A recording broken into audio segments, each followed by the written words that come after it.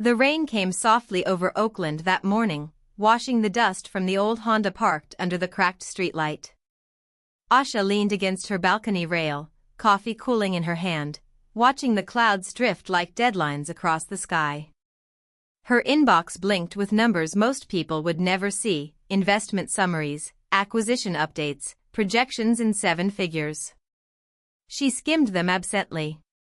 Money didn't feel real anymore, just numbers rearranging themselves on her screen. Her phone buzzed, Mom calling. Asha Beta, did you see your sister's invitation? Housewarming this Saturday. Big day. You will come, nah? She hesitated. Mom, I'm busy that weekend. Busy? Priya has worked so hard.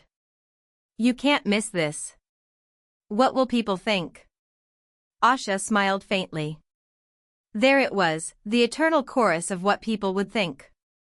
I'll be there, she said quietly. When she hung up, silence filled the apartment again, soft, productive, anonymous. The kind she'd built her life around. Her company's servers hummed from a nearby data center. Her team worked remotely across 3 time zones. She could disappear from the world and still make millions overnight. And yet, in her parents' eyes, she was a dropout with a hobby. She looked around the apartment: plain furniture, second-hand desk, the faint smell of espresso and code. It was enough. On her shelf, a photo from Stanford still sat in its frame. 2 sisters, one radiant in her business school blazer, the other in a hoodie with a coffee stain and a grin. Priya had always looked like the world's favorite daughter. Asha closed her laptop, grabbed her keys, and went downstairs. The Honda's door creaked, as usual. She turned the key, the engine coughed, and the car joined the flow of Bay Area traffic: Teslas, BMWs, self-driving prototypes. She belonged to a different rhythm, one that didn't need to be seen to be real. At a red light, she caught her reflection in the side mirror: tired eyes, calm expression. The billboard ahead flashed: work hard. Flaunt harder. Asha laughed under her breath. Or maybe just work smart and stay quiet. She drove on, unaware that in 3 days, her quiet would become her loudest statement. The house on Cypress Lane looked like it had been born for Instagram: symmetrical hedges, glass doors, and a driveway paved like a promise. A valet in a black vest waved Asha toward a line of sleek cars: BMWs, Audis, one gleaming Porsche that reflected the afternoon sun like armor.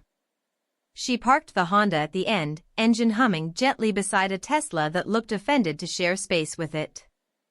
Inside, laughter spilled from the living room: soft jazz, clinking glasses, expensive perfume. Priya's voice carried easily above the noise, confident and melodic. Asha. You came. She appeared in a cream-colored dress, perfect hair, a glass of something delicate in her hand. For a moment, Asha saw her as the world did: polished, composed, glowing in her own spotlight. I wouldn't miss it, Asha said. Their parents stood nearby, pride shining in their eyes. Mom adjusted Asha's sweater like it was a problem to fix. You could have worn something brighter, Beta. I like gray, Asha replied, smiling softly. Priya took her on a tour, narrating each space like a museum guide. Italian marble countertops. Imported light fixtures. Smart blinds that adjusted with sunlight. This is David's office, Priya said, gesturing proudly. He's leading a major consulting project. They might expand him to Singapore next year. Impressive, Asha murmured. And you? A guest asked casually. What are you working on these days? I build systems, she said simply. Oh, like websites? Sometimes. The conversation moved on, polite and dismissive. Asha stood back, watching people admire shelves curated for effect, books unread, art chosen for hashtags. In the kitchen, she overheard David explaining interest rates and stock portfolios. The thing about stability, he said, is it gives you freedom. Asha sipped her water, hiding her smile. Freedom. That was rich. She slipped outside to the patio, where the evening light turned everything gold. The city skyline shimmered in the distance, full of people measuring worth in square footage. Asha leaned on the railing and exhaled. She didn't belong here, not really. But sometimes, not belonging was the best view of all. Behind her, laughter swelled again. Priya's guests. Priya's world. Asha checked her phone, an email pinged, acquisition offer received, $8.2 million valuation confirmed. She stared at the number, screen glowing against the sunset, and whispered to herself, yeah, freedom. By twilight, the party was at its loudest. Clinking glasses. Polished shoes. Names dropped like currency. Asha stood near the doorway, invisible among the glow of designer conversations. Priya floated through the crowd, radiant, leading another tour. We renovated the whole thing in 6 months. David and I wanted it perfect. She gestured to Asha. My sister's here too, she's in tech. A woman turned, her smile professional. That's wonderful. Which company? I'm independent, Asha replied. The smile faltered slightly. Oh, freelancing? That must be flexible. Something like that. Priya laughed lightly. Asha builds websites and apps for small businesses. She's very creative. The woman nodded politely. How fulfilling. It should have rolled off her. But something about Priya's tone, gentle, public, precise, stuck like a splinter. Later, near the valet stand, Priya followed her out. Thanks for coming, Ash. It means a lot. Of course. Priya hesitated, eyes flicking toward the Honda. You're still driving that? I thought maybe you'd upgrade. It works fine. Priya smiled sweetly. Practical. Though, maybe one day you'll treat yourself, There it was, not cruelty, but something worse, pity disguised as love. Asha opened her car door, calm.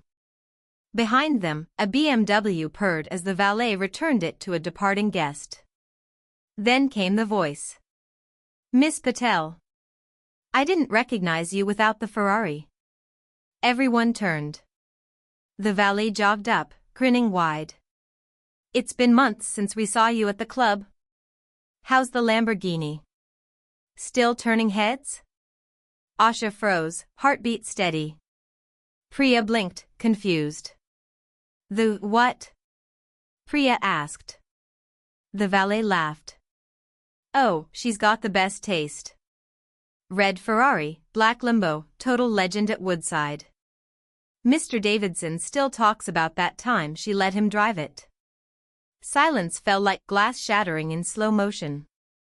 Asha met the valet's eyes, is calm. Hi, Marcus. Good to see you. Still taking care of the cars? Always. You coming by the club soon? Maybe next week.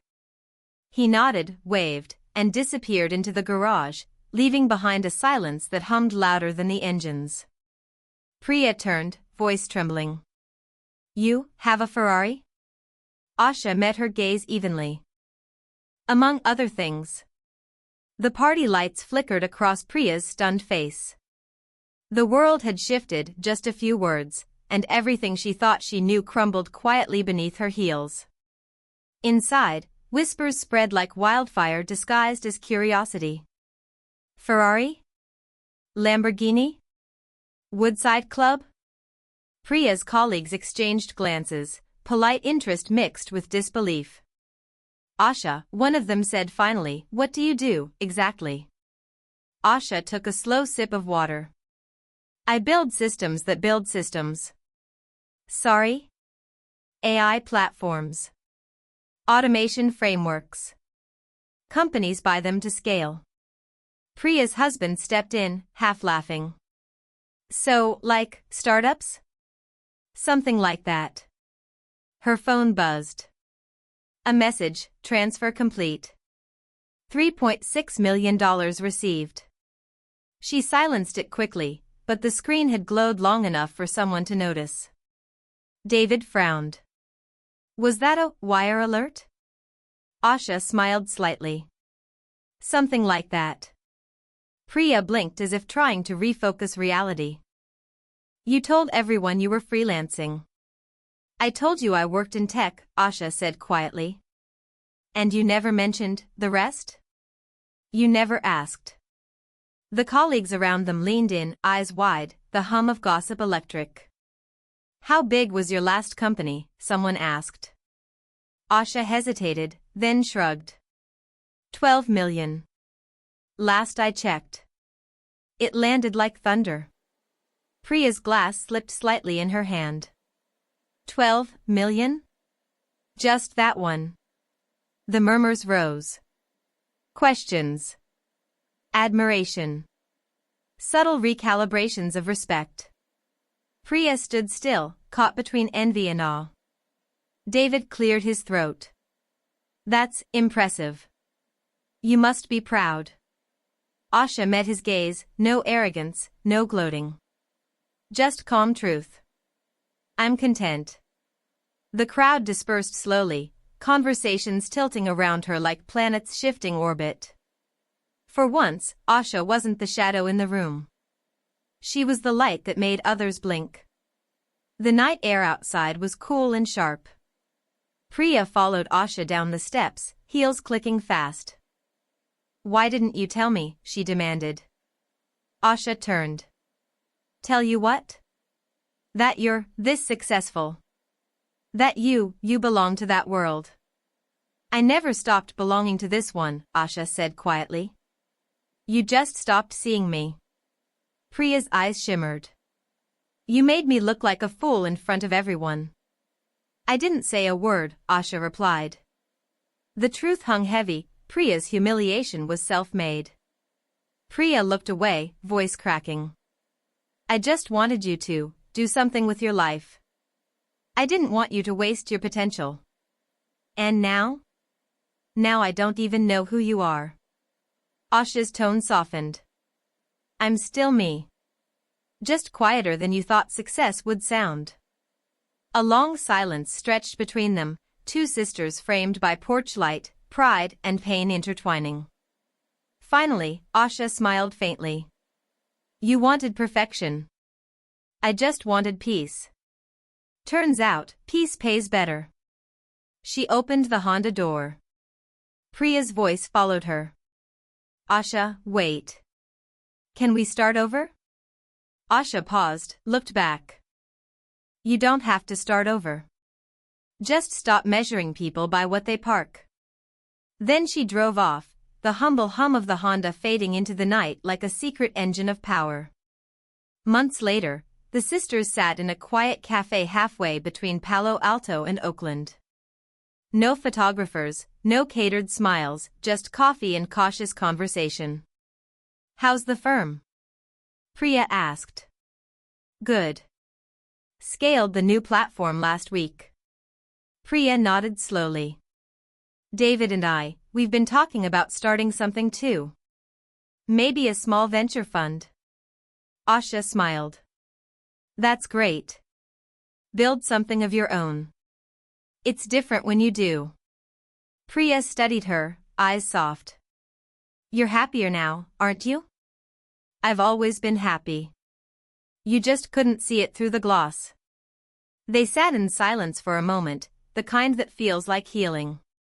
Later, Asha drove back home, same car, same roads, same quiet music humming through the speakers.